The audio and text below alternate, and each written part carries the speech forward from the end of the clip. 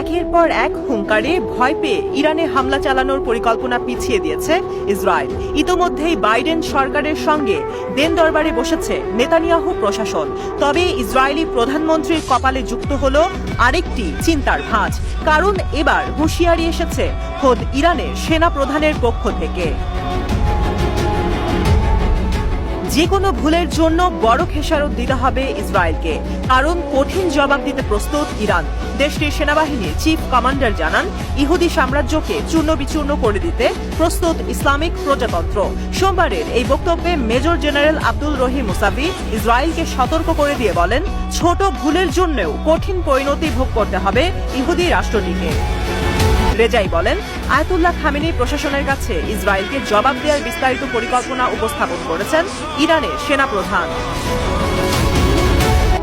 ইরানের army chief কমান্ডারের বক্তব্যে উঠে আসে অপারেশন ট্রু প্রমিস 2 এর সফলতার প্রসঙ্গ। 1 অক্টোবর ইসরায়েলে প্রায় 200টি ব্যালিস্টিক মিসাইলের মাধ্যমে নজিরবিহীন হামলা চালায় ইরান। 3টি সামরিক ঘাঁটিতে চালানো হয় এই হামলা।